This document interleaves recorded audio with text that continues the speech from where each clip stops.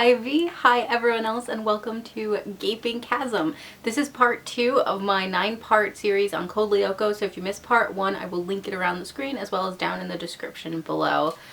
Or maybe you found this video on the playlist for this series of videos I'm doing, in which case, just go watch that one.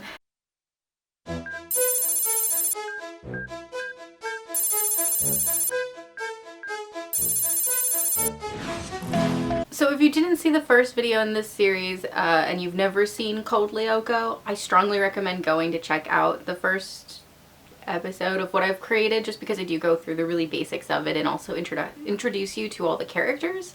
So it's a good starting point if you've never seen the show. This episode is going to carry on quite a bit like the first one did. I'm going to talk about some background information. I wanted to focus on the voice actors today, as well as then going into the episodes and talking about the ones in depth that I thought really deserved it, and just like my thoughts on the show in general, because this video we're actually going to be talking about the second half of season 1. So we're going all the way to the finale. And if you're interested in watching the show as well, you can actually find every single episode on YouTube in standard definition, and if you have a subscription to Amazon Prime, you can watch it there in high definition. So it's pretty accessible for a show. And on YouTube they're up there legally, and that means that my last video about it got copyright claimed, but it's not like they're monetized anyways, so who cares?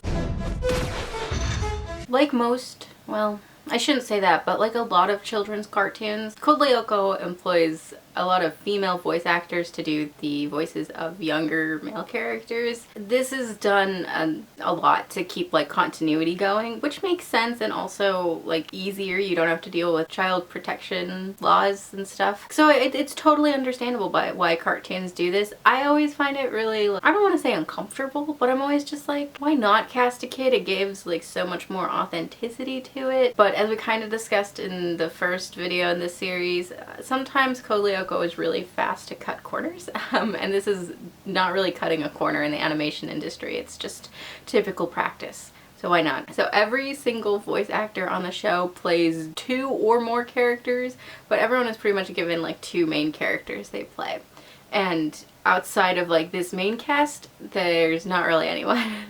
The main cast does all the background voices, all the temporary characters. They're all working really hard and juggling a bunch of different roles, and I knew that they were doubling some of the characters because you can kind of hear it in the voices, but I didn't realize that everyone was playing 2 major characters. And I'm super impressed after like coming to that, like realizing that, because you really can't tell for a lot of them. So like kudos to all these really talented people who are on this show and providing the English voices. I could also, before I go into like the specific voice actors, I did want to say I noticed while looking through their like IMDb pages that a lot of them work on both French and English shows, or English projects with like French studios. So I'm pretty sure that's the tie that binds all of these people together. I don't know how else to explain that. It just seems like that's probably one of the reasons they were cast, is because they are very familiar with like French cartoons. But I couldn't find anything to like definitively prove that. That was just me like going through their lists of all the projects they'd work on and being like, oh, that's a French studio. And if you've watched like my reading vlog, or you follow me on Instagram, I'm just gonna say there was something that was definitely making me freak out a little bit that I'll get to in just a moment. So first we have Sharon Mann. She did double duty as both Jeremy and Aelita. I had no idea it was the same person. They sound so different. I'll add like clips here or something. It's strange that they're mad at each other. Yumi and Ulrich always get along so well. You know, Aelita, very often people who get along well have fights. Really? What about you and I? Why don't we ever fight? You and I? Well, I don't know, really. I don't... Anyway, Xana's been quiet lately. Too quiet, don't you think? But they sound so different. And I said in the first video in the series that I thought Aelita's voice actor was doing like the best and just like was spot on, and I stand by that. And the fact that she's also doing the voice of Jeremy kind of freaks me out a little bit. Like, that's crazy. It's also kind of interesting because those are the 2 characters that, especially in season 1, will often get the most one-on-one screen time with each other. So that kind of had to be curious, like doing both sides of those like in-depth conversations, and there won't be like anyone else in the scene. So I thought that was really interesting. I thought that was really cool. She does have a pretty long list of projects that she's worked on. However, in most of the projects, she's not really listed as having like a character so much as just providing voices, which I think is a shame. I mean, someone's got to do it, but the Code Lyoko is, for several of them, of the voice actors, seems to have been like their most notable role. Barbara Scaff played both Ulrich and Tamiya, which is another one I really wouldn't have guessed. And it's also interesting because Tamiya's not really in it that much, so she's probably the one doing the least amount of leads. That makes sense. Yeah, this is another one I wouldn't have guessed. You can kind of tell while listening to Ulrich that it is a woman doing his voice and it's not like a kid, but then like not a boy, which is fine. It's kind of jarring every once in a while, especially early in season 1. I feel like sometimes the voice actors would like break character a little bit. Obviously they were still trying to find the voices for all the characters and they were dealing with a lot. Barbara Scaff also has a pretty good list of things going on. She's kind of like on par with Sharon Mann, and like they both seem to have been doing a lot, and also they both worked on a lot of similar projects. Also, like Sharon Mann, she doesn't seem to be listed too often with like a specific character so much as just providing voices. Then we have Mirabel Kirkland. She provides the voices of Yumi and Millie, and she's, to me, like listening wise, she's the one that I can always pick out of a crowd and be like, yep, that's the same voice actor. You can't hear Millie and Yumi and not think that they're the same person. This is not me like ragging on her or saying she's doing a bad job. It's just me like noting like, yeah, you can tell that she's pulling double duty, and I feel like she just has like the most recognizable voice of all the group in that regard. According to IMDb, it doesn't look like she's really worked on a project since 2015. But I mean, IMDb can be kind of tricky, especially with voice acting and especially with like smaller or less well-known voice actors, just because, yeah, sometimes they do work and they're not listed as like a character or anything. Yeah, I couldn't find too much about Mirabel Kirkland. Jodie Forrest does the voice of Sissy as well as several of the teachers. She also, I noticed just like while watching, her voice, which is also very recognizable, is often used for newcoming characters as well, or like temporary side characters and whatnot. She was in A Monster in Paris, which I believe maybe it didn't win an Oscar, but it was certainly nominated. Double check that in post. So yeah, she's been pretty successful in that regard.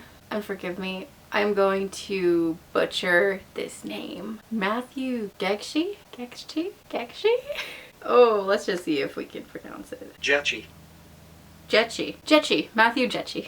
So he actually breaks the mold. He does the voice of Odd as well as Nicolette. Another pairing that I wouldn't have realized were the same voice actor, but to be fair, Nicholas has so few lines in the show. It makes sense why I never noticed, you know? He actually is also the only actor on this list to have been in Miraculous Ladybug, although he was uncredited in the episode. And then rounding out the cast, we have David Gasman. He plays the voices of Herb as well as Jim and pretty much all the other major male characters in the show. I really like him. I think he's really good at performing. You guys may have recognized in the first episode of this video series that I really like the character of Jim, and my love for that character just grows into the like throughout the series, especially like the second half of season 1, because he gets quite a bit more to do, which you'll see in just a moment, and it's very exciting. It's one of my favorite plot points. Kudos to David Gasman for being so great. He's also, of everyone that I found on IMDb, seems to be the most accomplished. Like, he seems to have the most high booking roles, but even regarding that, they're not like anything particularly fame-inducing. But I was teasing the fact that my mind was kind of blown, and I was like upset in a good way about like a fact that I found out while looking up everybody's IMDb profiles. And if you follow me on my other social medias, or if you watched my May reading vlog, you know that I am obsessed with Detroit Become Human so very much. Yeah, 3 of the voice actors also were in that, and I was ready to just like scream when I found out, because what are the chances? Well, my first thought was like, what are the chances? And then my second thought was like, oh well, Quantic Dream is a French studio and they did all the filming and stuff in France, so it actually kind of makes sense. But mind blown, okay? Mind blown. Whew. So Sharon Mann is kind of just credited as providing voices in the game, and so no one too big. But Barbara Scaff actually provides her voice to Chloe, kind of. A different actress, Gabrielle Hirsch, provides the physicality, the acting, as well as the voice in game. But Barbara Scaff provides her voice for Hostess Chloe, who we see on the main screen. So that's awesome. I love Chloe. I love that character so much, especially like Hostess Chloe, who is just like my heart, guys, my heart. I don't know if I mentioned this, but I like your interior decorating. It really reflects your personality. I mean, I like it.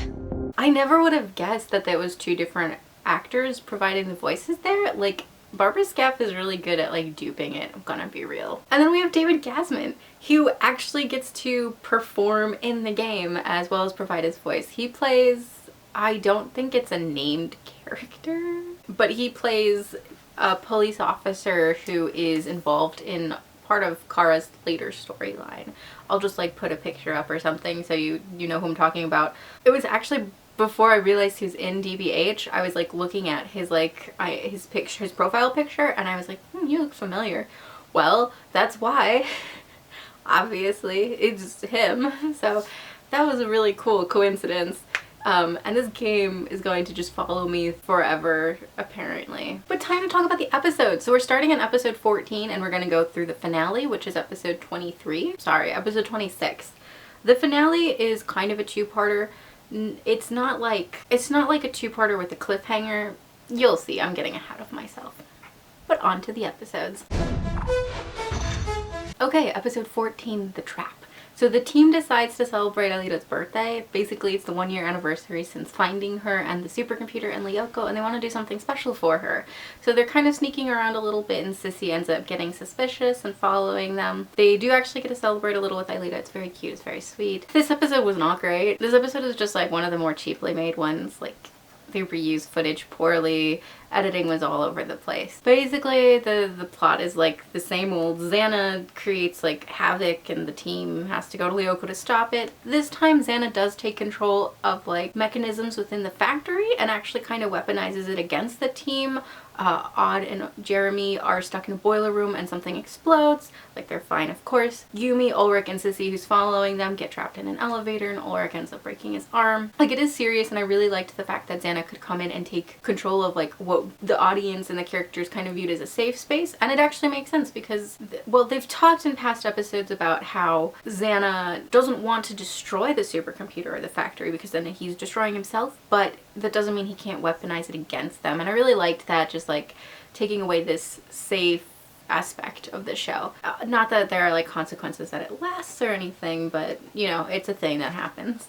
So of course Odd gets to Lyoko, helps Alita, and then Odd devirtualizes, and Yumi goes and helps Alita. They save the day. I will say though, Alita 100% did the heavy lifting in this episode, and I loved watching her be such a badass the entire time. A lot of the episode she's in Lyoko alone and she's just kind of doing her own thing, and it's great because she really is competent. And now that the CGI is really elevating and growing and getting better, they can give her things to do. Episode 15, Laughing Fit. The second half of season 1 has a bunch of episodes that, I don't want to say flip the A and B plot of the episodes, but that highlight more personal aspects of the episodes and really focus on the Lyoko warriors' home lives in a way. And I really liked that. And this Laughing Fit is the first episode in the second half of the season to really do that. Basically, Yumi's parents are fighting. Her father's actually moved out temporarily and she's very upset about it. Like, she doesn't want to talk about it to the group, and Ulrich eventually gets through to her and he's like, okay, let me help. So a lot of the plot is actually focused on Ulrich and Yumi trying to get her parents to talk. And to do this, they decide to enroll Yumi in like the school play so that her parents will have an excuse to come and be at something, and they trick them into thinking like the other one's not going to be there. And I really liked that there was so much focus on like this aspect of the show. This really normal plot point. The Xana plot of this episode is that Xana has taken over some laughing gas, which I guess is cool and interesting. It's not really the most exciting Xana attack by far. But he takes over some laughing gas. He, you know, attacks them during the school play. It's an interesting attack. It's nice that like the show highlights that laughing gas can actually be very dangerous and high quantities and whatnot. Also, it's interesting, so Odd is the one to go to Lyoko and help Alita, and he's actually trapped in the chamber with some laughing gas. When he's virtualized, he's actually still feeling the effects of having this chemical trapped with him.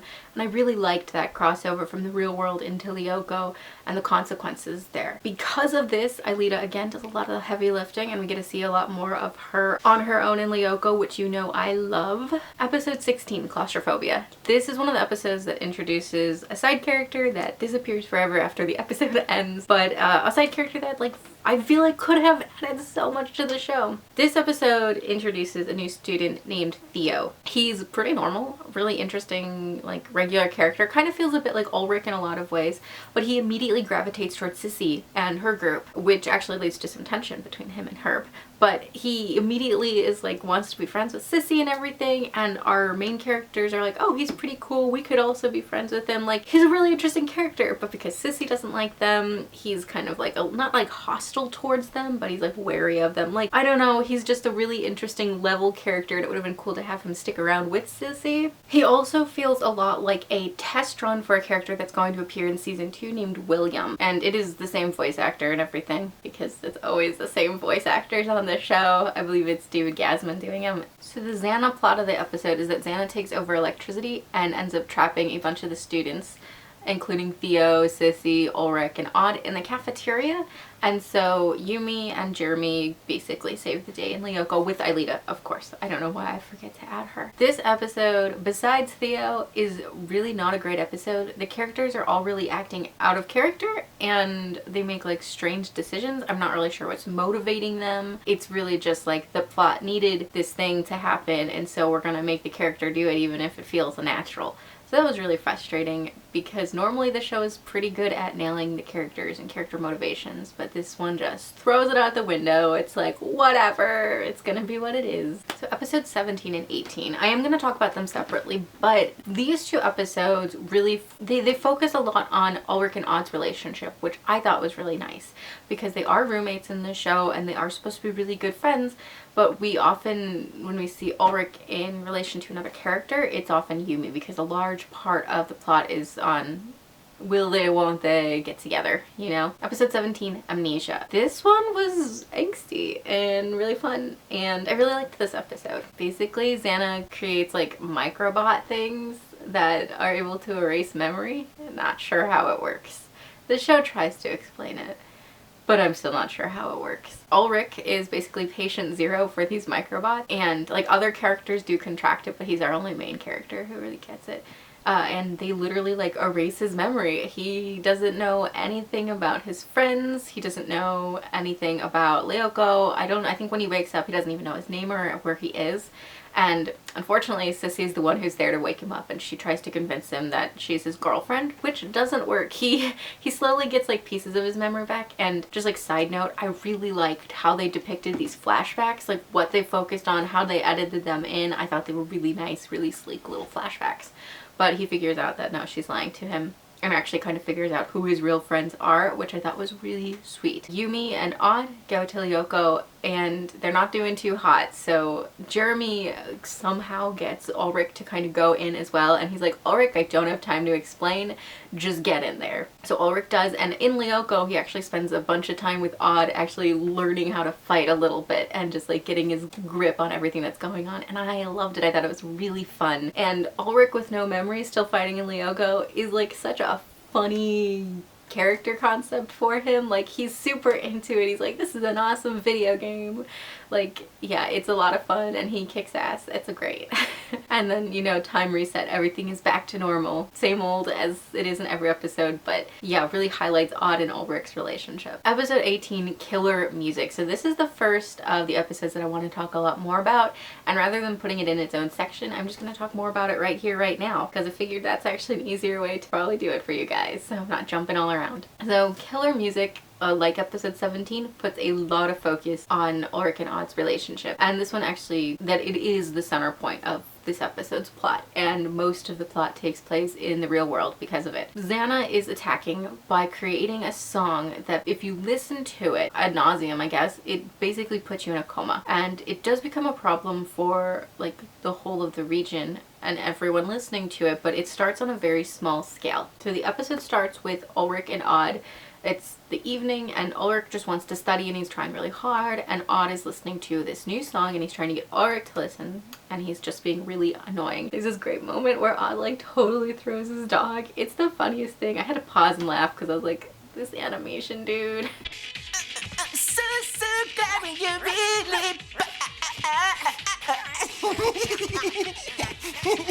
This animation.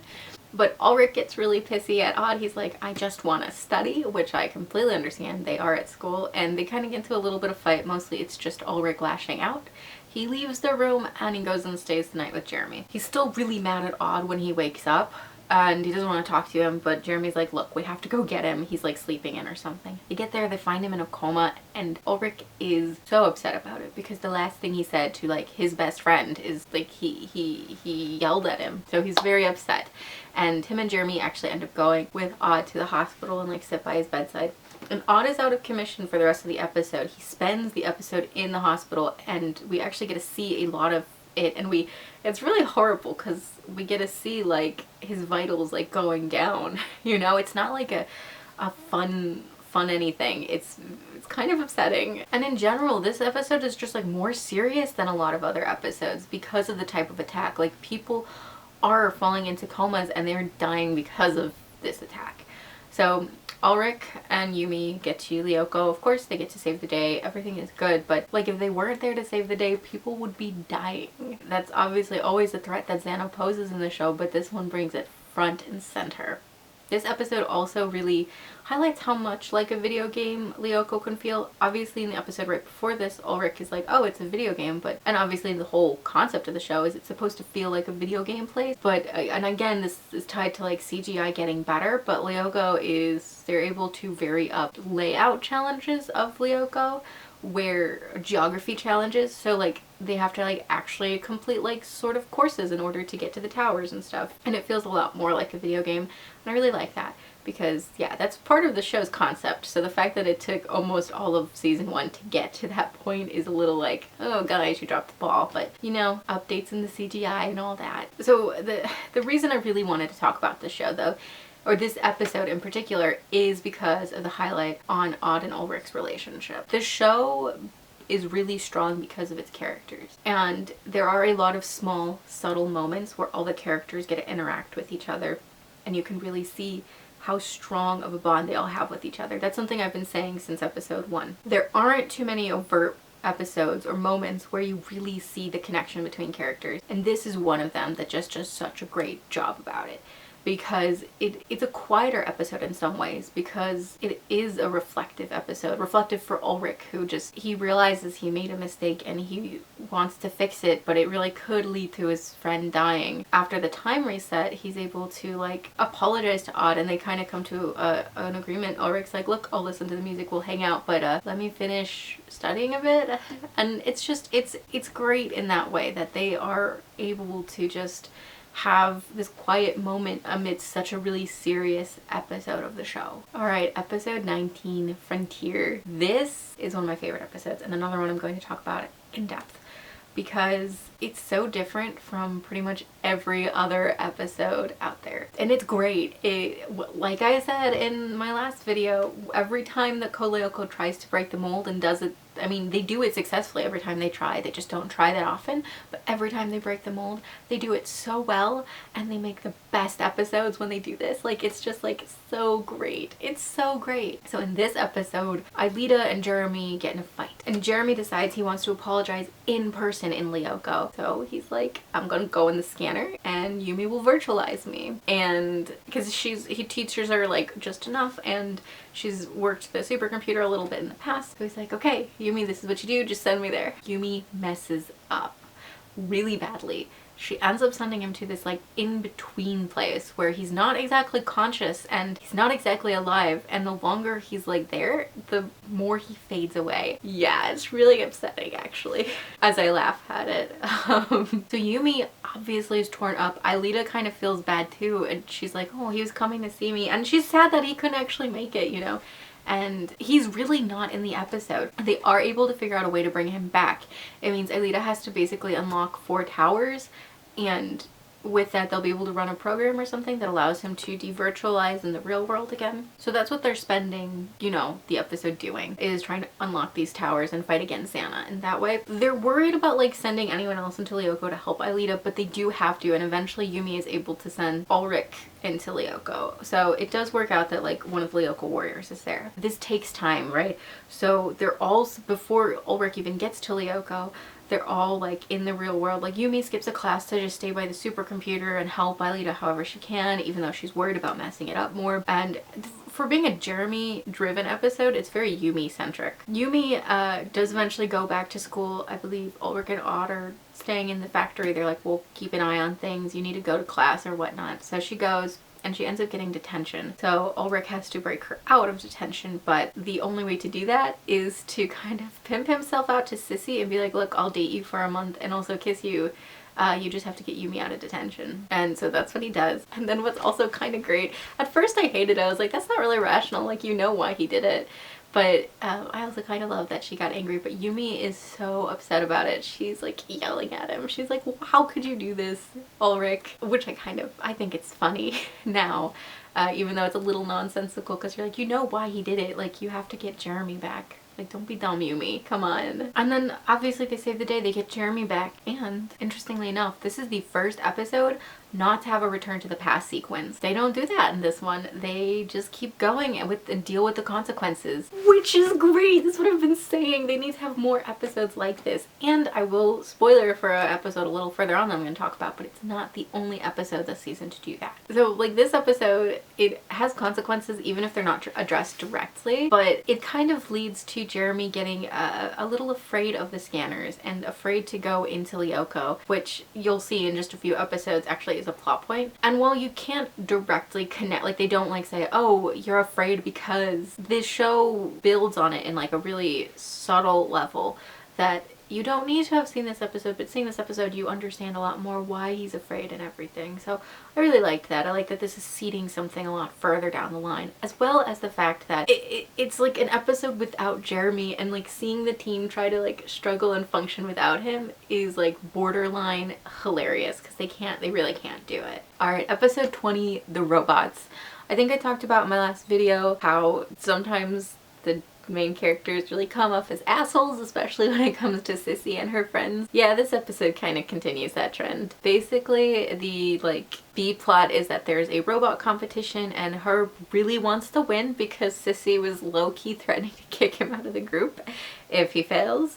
And also because he just, you know, wants to impress his friends. And of course it's Herb versus Jeremy at the end of this like competition, and Herb wins by cheating. And I understand why that would make people upset, and I understand why like Jeremy and Ulrich and Odd and Yumi all feel cheated out of this win. Okay, I get that. I get that. But also it's not like, I don't know, the end of the world. It's not like anything comes of it. They're not like doing anything special. It's just like, hey, Herb wins. And like the whole school is like upset that Jeremy didn't win. It's really sad. And then at the end of the episode, after they reset time, they know that Herb is gonna cheat, so then they like find a way to win around that. And then they're like, haha, we won. And poor Herb is left without anything. And it's doubly worse because in this episode, sticking with the robot theme, Xana actually creates some like killer robots basically and sends them to attack our main characters, which is great. They end up actually needing Herb's help to fight the robot, and he gives it to them. Like, he doesn't want to, but he does. He helps them. He's a total bro with this episode. You know, he does it. He does the thing. He helps. He's a good guy. And even with that, they still are like, no, you can't cheat, dude. It just feels so mean and cruel. And I don't understand why they had to do it that way, you know? You know?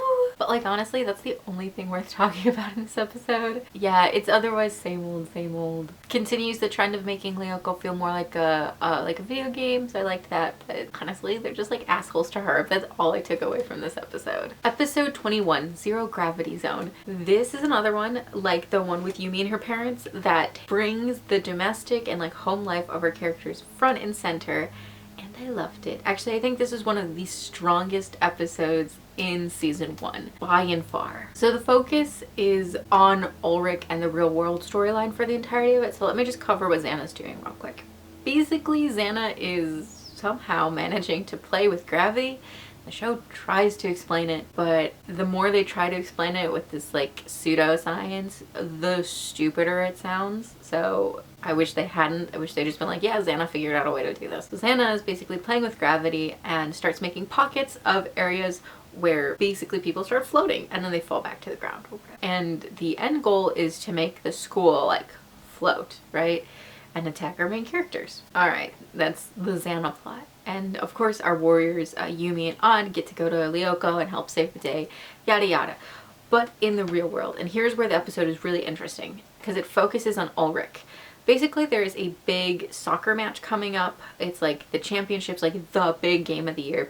And he is the star player, because of course he is. And his parents are coming to actually watch the game, so it's a really big deal for him because he feels like he doesn't impress his parents very much, especially his father. He's not very good at school. He's nothing particularly special, but like in sports, he can really shine. I really liked that we got to see Ulrich worrying and kind of admitting his faults, because we know, as we're watching, we know that Ulrich is not the smartest of the group. He's really known for his physicality and his fighting, but he's definitely been struggling in school, and this episode really addresses that head on, and I really liked that. So Ulrich really wants to impress his father, and he's straight up with the group. He's putting soccer before going to Lyoko, which Jeremy makes a big deal about, but I don't understand, because you really don't need all three of them in Lyoko every time. Like, that's for rare occasions. Like, they've done it before with just like one person. Jeremy does get it by the end. It's like whatever, he understands how important it is to Ulrich.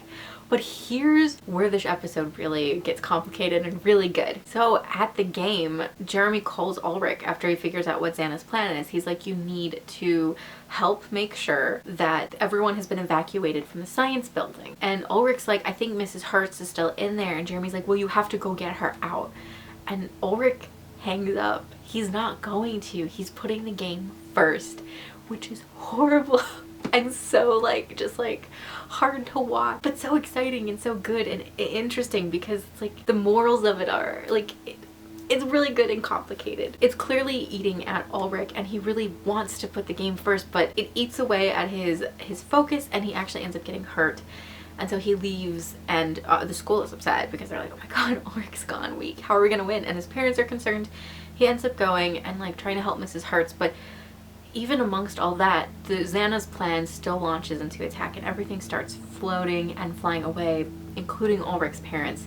He tries to save them, and he actually gets a moment where he's having a heart-to-heart with his father, and then his father is taken away, and it's just heartbreaking, but so good, because it's clearly the catharsis that Ulrich needed to really feel good.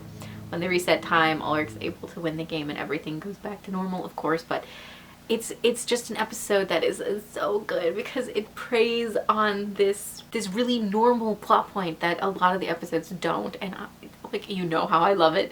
You know how I love it when it does this. And this episode does it perfectly. Episode 22, Routine. This is another Ulrich heavy episode, but it's actually an Ulrich and Yumi heavy episode, and it's where their love story plotline kind of comes to a head. Not kind of, where it comes to a head. This is another one that kind of reverses the A and B plots. Like the B plot of what's happening in real world is like more exciting and more interesting, although I say that just because like me as a viewer found it more interesting, not because it was more important. The Xana attack in this episode is that Xana finds a way to actually like change the devirtualization program, so if they are killed in Lyoko, they're killed permanently. Like, even if it's like a normal Lyoko death that would normally just send them right back to the factory, it kills them for good. So they obviously have to stop this, or they're like gonna be crippled in Lyoko. It would be horrible. There'd be no way to get home. So that's the Xana plot. In the real world, the episode starts with a really dejected and lonely feeling Ulrich. He really just wants to spend time with the group, but they've all got like homework and other things going on, and he just feels really left out and really tired, and they've been going to Lyoko like every day, so he feels even more drained because of that. And side note, I really enjoy when the episodes focus on moments where it's like, yeah, Lyoko is draining, it's really heavy, it's hard to keep reliving the same days over and over again, or I guess not over and over again, but reliving the same days again, and then having to do it multiple days in a row. It's clearly draining, and I liked seeing that it was like taking an effect on our characters. It makes them feel really human and like down to earth in that way. So because no one else can really hang out with him, Ulrich goes and basically seeks out the company of another student named Emily. She has, interestingly enough, been name dropped before. I think she's had a couple lines here or there, but she's nothing near a main character. She's just sort of like their go-to side character if they need to name another student involved. And so he starts hanging out with her, and they actually are having a really good time, and they've become pretty close friends. Of course, the group notices this. They're like, oh, weird to know Ulrich had other friends. But Yumi immediately is like a little jealous. Like, it's not like too bad. She's just like, huh, I didn't know they were hanging out. What's going on there? And Sissy, I don't know why she thought this would work in her favor, but she takes advantage of the situation, and she's like, oh yeah, Yumi, didn't you know they've been dating for like months? And Yumi is pissed. She's like, why didn't he tell me? Also, what the heck, he's dating somebody? Like, why didn't I know? Like, she's very upset, and she confronts him. He obviously has no idea what she's talking about because he's not been dating Emily.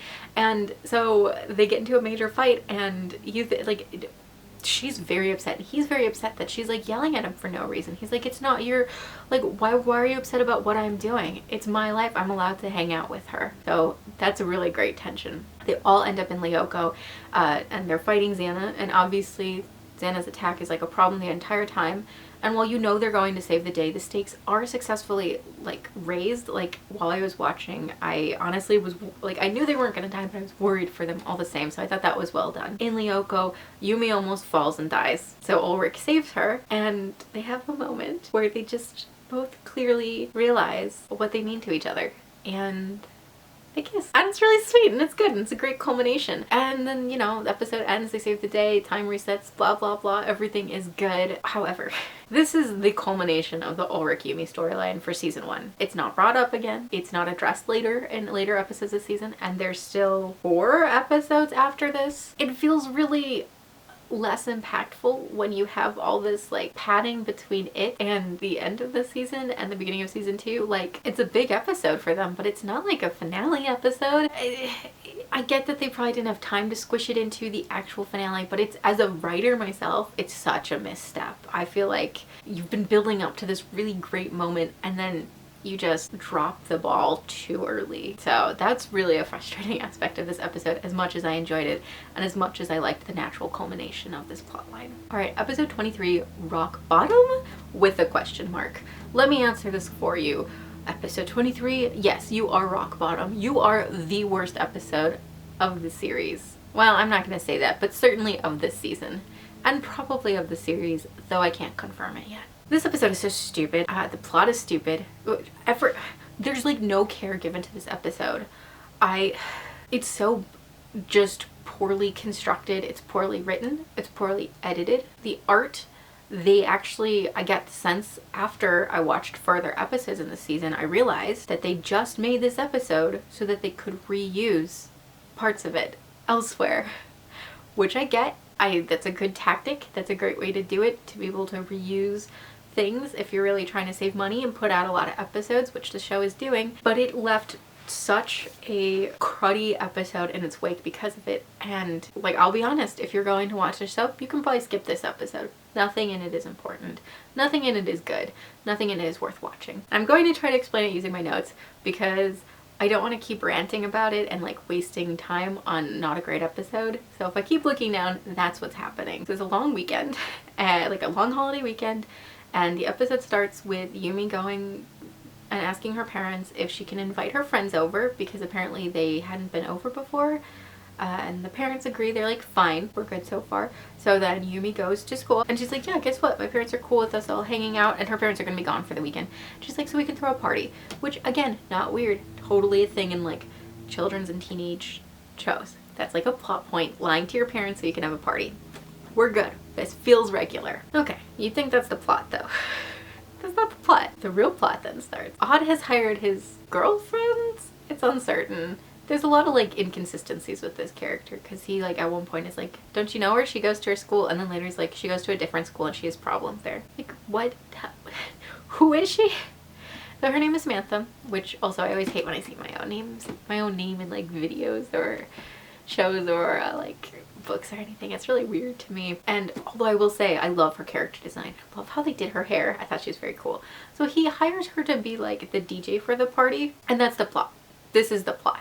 is her needing to get a computer to DJ. So Odd is being really shifty. He's not like telling Jeremy or Ulrich that this is what he's doing. So he meets up with her and he's like, let's talk about what kind of music you're gonna play. And she like full on is like, I don't want to talk about music. Let's go do something exciting. And you're like, okay, fine. But then she like has him help her break in, and by break in I mean go into an unlocked classroom to get a computer so she can do the music. So like that is what she wanted to do. She wanted to talk about, I don't know, it's just like stupid. And basically while they're in there, Jim comes by. She hides and Odd is found, and Jim immediately is like, oh, you're stealing that computer. And it's like, you have no reason to think that. The classroom was clearly unlocked. He's not even left the room with it. He's just like holding it. Maybe he was doing something in there. But Odd is like, yes, Jim, I was stealing it because he's trying to protect Samantha. Okay.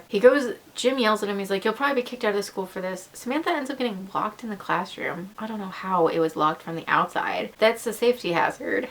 And then Jeremy and Ulrich try to, like, they're like talking to Jim. They're like, no, Odd would never. And Odd's like, no, I totally did. Like, he won't tell them about the truth. I don't know why. So then they're like walking. There's like no consequences. Jim's like, you'll probably be kicked out, but can't do anything right now. Okay, so whatever. They're leaving. And then Xana attacks. And it is so stupid. He basically causes the school to start sinking. It's like sinking and like vapors are rising out of the ground. And they're like, oh god, Samantha's trapped. So Odd and Ulrich go to save her. Jeremy calls Yumi, gets her to Lyoko. No one cares about Jim, who's also trapped in a building and currently sinking. And they save Samantha. She disappears for most of the episode. Odd and Ulrich go to Lyoko. They fight. It's like really difficult for them for some reason. Like Ulrich even says in episode, he's like, why am I having such a hard time? Because they just needed to drag this episode out, clearly. And then they, you know, save the day. And at their time resets, Jeremy's just like, here, Samantha, let me give you a computer you can use. That's the episode. It was so stupid. I feel like I made it make more sense than it actually did, but these like don't feel like connected plot points the entire time. You feel like you're constantly waiting for the actual plot to start, and then you realize the plot has been going on, but not really. This episode sucked. It is rock bottom. Episode 24, Ghost Channel. We go from one of the worst episodes of the series to one of the best. This episode is a blessing, honestly. I love it so much. It's complicated, it's engaging, it's angsty, which you know I love. It hits the spot. This episode starts in Lyoko with them, you know, finishing up just a regular run-of-the-mill Xana attack, deactivate the tower, save the day. Odd teases Jeremy a little bit about not wanting to go to Lyoko, being afraid of it and all that, which is, you know, a callback to just a few episodes earlier where Jeremy was literally stuck in between Lyoko and like the digital world, like, you know, like unable to do anything. And so that's what I was talking about when I was saying it seeded some stuff. And Jeremy is like a little like offended by like Odd's teasing, and Others like, Odd, come on, calm down. But it's all in good fun. They all know this. The return to the past, everything is good. Because the return to the past, they end up back in class, and Jeremy sits in front of Odd and Ulrich. So he kind of is like talking over his shoulder to them. He's like, Odd, no hard feelings. I totally get it. Like, we're cool. Then he turns around and realizes they're not there. It's like, oh, that's weird. Something's wrong. So he's weirded out by this. And then later, after class ends, he goes and tries to find Yumi. She doesn't seem to have been in class either. So he's kind of panicking a little. Meanwhile, we flip to the exact same scene with Odd and Ulrich actually being in class. And Odd is like apologizing to, and Jeremy's there too. And Odd apologizes to Jeremy. He's like, Jeremy, I'm sorry, I was just teasing. And Jeremy ignores him. And Ulrich is like, Odd, he has every right to be mad at you. Save it for later. So we have these two like realities. One where it's very clearly the real world, and one we know it's not because it can't be. And things are like a little off, but Yumi, Ulrich, and Odd are all trapped there, and they haven't quite figured it out yet that it's not the real world. It's awesome. So Jeremy, realizing that his friends are missing, contacts Aelita, who is a badass, and she's like, you know how Xana can like hack stuff in your world? I could do the same thing. You just have to ask. So she helps him kind of escape the school authorities because they're like, there are missing students, Jeremy. If you know where they are, you have to tell us. So he escapes and he gets to the factory. And while he's there, and him and Aelita realize there's really only one way to take care of the situation. And that is for Jeremy to go into this fake digital world that Xana has created and try to save his friends. Or at least prevent them from going into the scanners. Because Xana's plan is to get them in this fake world to get into the scanners, and then he can erase them forever.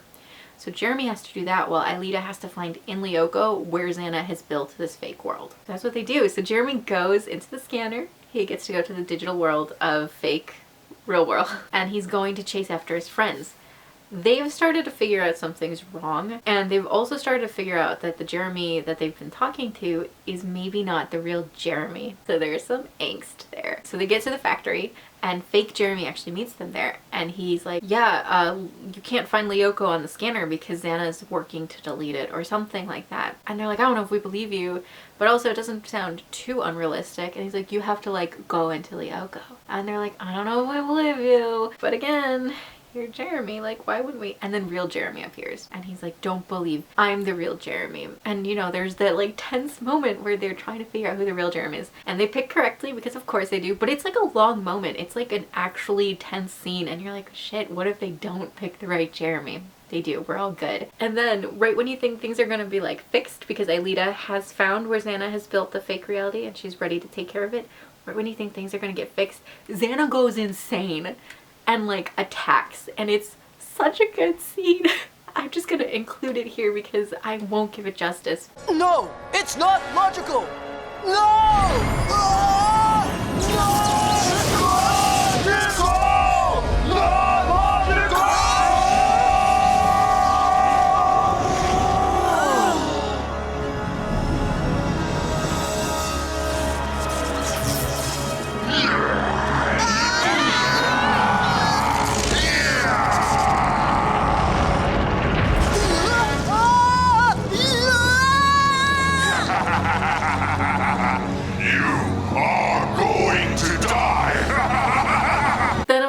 Aelita does save the day, sends everyone back. Jeremy goes back to the real world. Yumi, Ulrich, and Odd go back to Lyoko, and they actually don't remember anything from the digital world.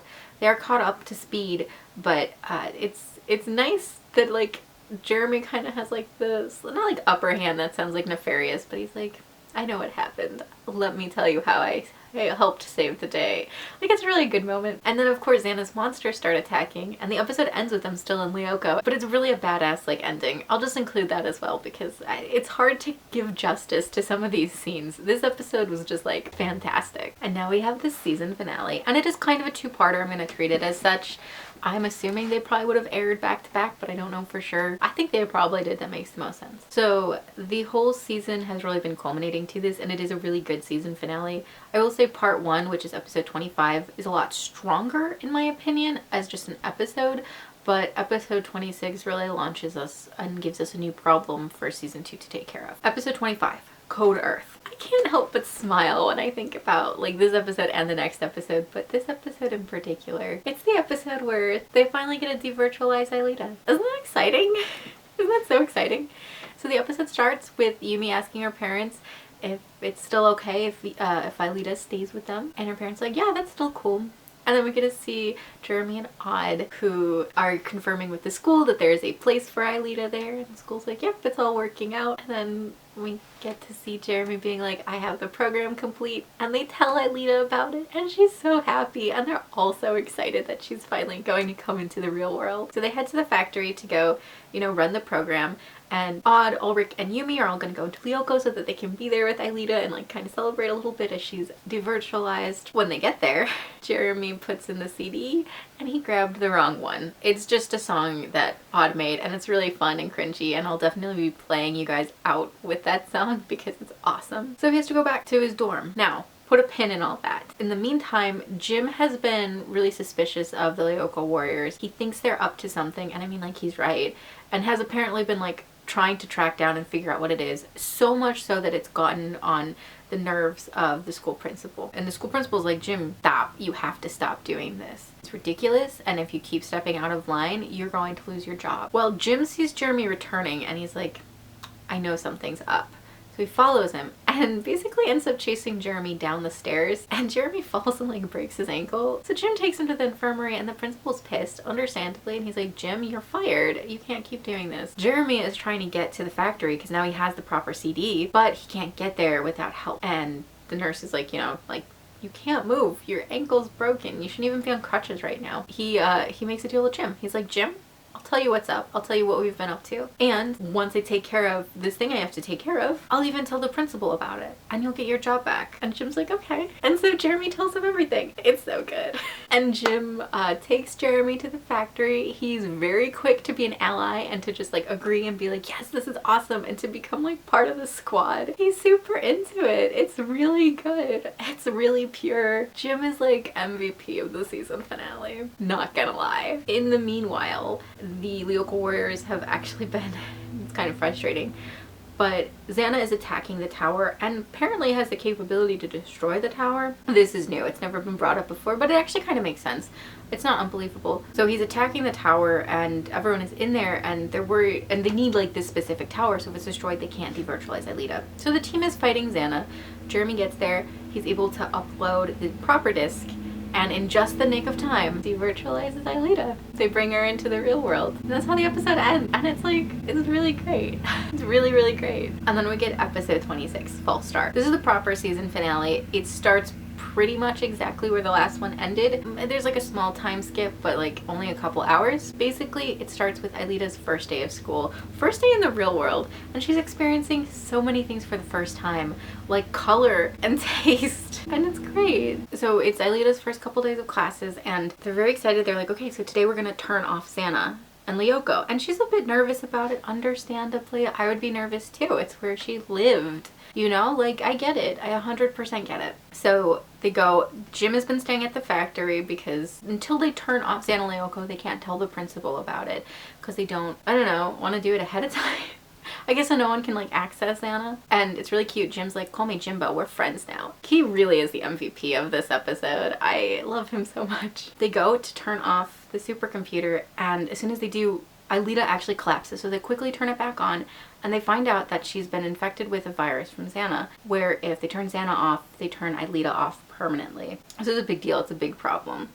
And the reason it was really able to happen was while Xana was attacking the tower, he implanted it in Aelita, but also the fact that she came to the real world kind of opens up a passageway for Xana to send his own monsters into the real world, which is awesome. I mean, it's not good, but it's awesome. I loved seeing the 2D animated monsters. Obviously, we only get to see the little, not the crabs. I forget what they're called. I'm such a bad fan, but like the bug ones. So they're in the real world and they start like attacking the students. The team obviously heads to Lyoko and Jim actually sticks around in the real world and totally fights off these monsters. He saves a bunch of students. He is such a badass about it. Basically saves the day, and like the Lyoko Warriors, they definitely view him as the hero of this battle, you know, like they're like, oh my god, Jim is the best. So they go to Lyoko, they deactivate the tower and everything, and then they reset everything, return to the past, and Jim doesn't remember anything because, and I don't know if I clarified this last time, but unless you've been to Lyoko, you actually have your memory wiped every time they return to the past. That's part of the program, and that's something that's clarified later in the origin story episode, but that's how it works. Yeah, unfortunately Jim has his memory erased, and it actually, I don't know why, but it goes back to the prior day, like basically episode 25. So I didn't remember anything, which is really a shame because I loved him as part of the team. And then we get this really heartbreaking news. While they can devirtualize Aelita and she can spend some time in the real world, dangerous for her to be in the real world entirely, and she'll have to keep returning to Lyoko, and they certainly can't turn Lyoko off or Xana. And that's how the episode ends. It's really sad and kind of a hopeless ending, a little bit, not completely hopeless, but it's really dejecting, especially considering that this episode relies so heavily, or this series relies so heavily on being a show full of hope and like heart. I've talked about that a lot, especially in my first part 1 video, but this episode kind of, it's necessary to end this way. I think it's a really smart way to end a season, is to leave your characters worse off than they were in a lot of ways, so that they have to overcome like a new set of problems. But it's really heartbreaking when they come to this conclusion that Aelita really can't just live in the real world permanently and that they can't turn Lyoko off. Obviously, I don't know what the show would be if they could, but yeah, that's where we're left at the end of season. So very bittersweet ending. The second half of season 1, I think, is a lot stronger in general than the first half of season 1, which makes sense. That's kind of naturally how shows tend to go, especially a show that they're cutting corners where they can, and I get it, probably costs a lot of money. But I want to talk a little bit about what I would change if I were doing the show, and if I were like rebooting it, right? Which I don't think it's a show that should ever be rebooted. I don't think it's a show that needs to be rebooted. I think it's quite, the fact that it is in the way it is perfect for the show. The first thing I would do though is cut down on episodes. I don't think you need 26 in a season. I think that's a lot of episodes. I think maybe like 15 would be probably really stellar. I'd also not use the return. I talked about this in my part 1, but I wouldn't use the return to the past element as much because it really does break down the consequences of the characters. Or conversely, I would use the return to the past a lot and then have like that program break somehow, like they wouldn't be able to return to the past. And I talked about this in part 1 as well, but I would also include more side characters, more students that we get to know. Maybe keep Theo around for a while. I think he'd be a really interesting character to keep watching. And I'd start seeding things a lot sooner. I'd start showing Jim becoming suspicious, like more overtly suspicious in earlier episodes. I'd have longer grasping plot lines. And I think that's something that more modern cartoons do better than cartoons from like the early 2000s, just because the style of cartoon and also the style of storytelling, you had to be able to really capture the attention with every individual episode. And while you could have overarching storylines, they weren't really like bingeable. Like binge TV and binge content is something that's definitely very new. It came around with Netflix. Having, you know, that ability, being able to tell a story over a long period of time is something that's definitely a newer technique. Not completely newer, but it's a newer technique for a lot of audiences. So I would definitely capitalize on that if I were to like remake the show in any way. I'd also get rid of Rock Bottom because it's so far the worst episode by and far. And actually a note about that real quick. I noted in part 1 that a lot of times a really bad episode precedes like a spate of really good episodes, and that's definitely the case with this one as well. And yeah, I mean the CGI got a lot better. Got a lot better. I'll just show you some clips of how smooth and beautiful it is now, and it just, guys, it's gonna just keep, not as big a jump as it was between episodes 1 and 13, but it's gonna keep getting better and prettier, and we love to see it. So that's all from me. I don't think this video is going to be as long as part 1, just because I had a lot less background to kind of cover. Thank you for watching. Do not forget to like and subscribe if you want to see part 3. I'm hoping to get one part up every month, though I'm not gonna like promise that. If I can do more than one part, that would also be great, but no promises, no guarantees on when things are gonna be done. So thank you for watching. I will see you next time. Goodbye V, goodbye everyone else. I'm gonna go have lunch. Break, break dance, break dance, break dance, here we go. Break dance, break dance, break dance, here we No, what have I done?